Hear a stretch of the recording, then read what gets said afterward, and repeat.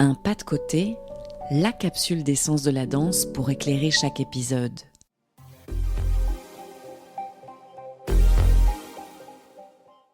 Avant d'être un art, la danse hip-hop a été un cri. Un cri venu du Bronx au début des années 1970. Un quartier oublié, rongé par la misère, la violence et la ségrégation. Dans ces rues, les jeunes noirs et latinos inventent une nouvelle façon d'exister. Ils n'ont pas d'instruments, pas de moyens, mais ils ont leur corps. Et à partir de ce corps, ils vont créer une culture entière. Tout commence lors des block parties, ces fêtes de rue où les DJ mixent les disques funk et soul des années 60 et 70. Un nom revient souvent, Kool Herc. C'est lui qui remarque que le public s'enflamme à chaque fois qu'il prolonge les breaks, ces passages instrumentaux où le rythme explose. Sur ces sections répétées, les danseurs s'élancent. Ils glissent, tournent, défient la gravité. C'est la naissance du breaking, qu'on appellera plus tard le breakdance. Le break, c'est une danse de la survie. Un mélange d'agilité, d'acrobatie et de fierté. Chaque battle devient une façon de se faire une place, d'exister par le mouvement. On s'affronte sans armes, par le rythme et le style. C'est une danse de résistance, mais aussi de communion. Un exutoire collectif dans un monde en ruine.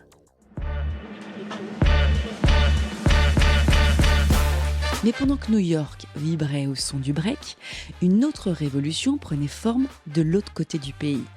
Sur la côte ouest, à Los Angeles, dans les clubs afro-américains et latinos, d'autres danseurs inventent une écriture du corps différente, les danses debout. Le premier à marquer l'histoire, c'est Duncan Bell. Au début des années 70, il invente par accident un geste saccadé, bloqué, presque maladroit, le locking. Une danse joyeuse, exubérante, rythmée par le funk, faite de poses figées et de grands sourires. Le locking, c'est la fête, l'énergie, le plaisir d'être ensemble. Un contraste total avec la rage du Bronx. Quelques années plus tard, à Fresno, en Californie, un autre pionnier change le cours de l'histoire.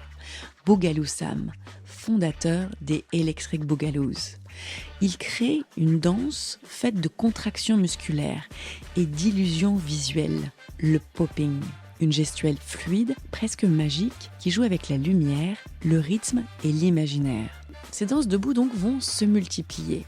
Elles donnent naissance à d'autres formes, le walking, né dans les clubs queer de Los Angeles, le hip-hop freestyle, plus libre et improvisé, et plus tard la house dance, qui émerge dans les clubs de Chicago et de New York, au croisement du jazz, du tap et des cultures afro-caribéennes. Deux visions du hip-hop se développent alors. Celle du sol, ancrée dans la lutte, la puissance, la prouesse, celle du debout, portée par le groove, la musicalité, la liberté.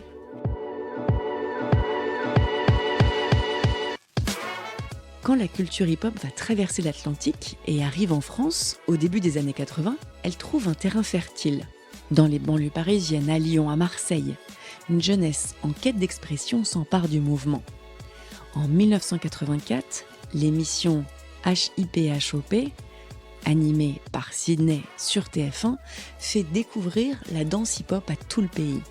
C'est la première émission télévisée au monde entièrement consacrée à cette culture. Pour beaucoup, c'est une révélation. La preuve qu'on peut raconter le monde autrement, sans mots, sans décor, sans discours. Mais très vite, un déséquilibre apparaît. Le break, spectaculaire, médiatisé, devient le visage officiel du hip-hop. Les danses debout, plus subtiles, moins visuelles, restent dans l'ombre. Elles continuent de vivre dans les MJC, dans les clubs, dans les studios improvisés, mais elles peinent à obtenir la même reconnaissance. C'est à ce moment qu'intervient Bruce Ikanji, danseur, formateur, passionné. Il grandit avec l'amour de ces danses nées sur les deux côtes américaines. Et il comprend qu'en France, il manque un espace. Un espace qui rende justice à toute une génération de danseurs debout. En 2002, il crée le Juste Debout, une rencontre internationale dédiée à ces danses oubliées. Locking, popping, house, hip-hop freestyle, walking, autant de langages réunis sur une même scène. Son idée n'est pas de les opposer, mais de les célébrer. Car pour lui, le hip-hop n'est pas une compétition, c'est un dialogue. Le succès est fulgurant. De 400 spectateurs la première année à des milliers les suivantes, le Juste Debout devient un rendez-vous incontournable pour les danseurs du monde entier. Le hip-hop a toujours été traversé par cette tension, celle du corps qui tombe et de celui qui se relève. Le breaking plonge dans le sol pour s'y ancrer, tandis que les danses debout cherchent l'élévation, la verticalité, la transmission.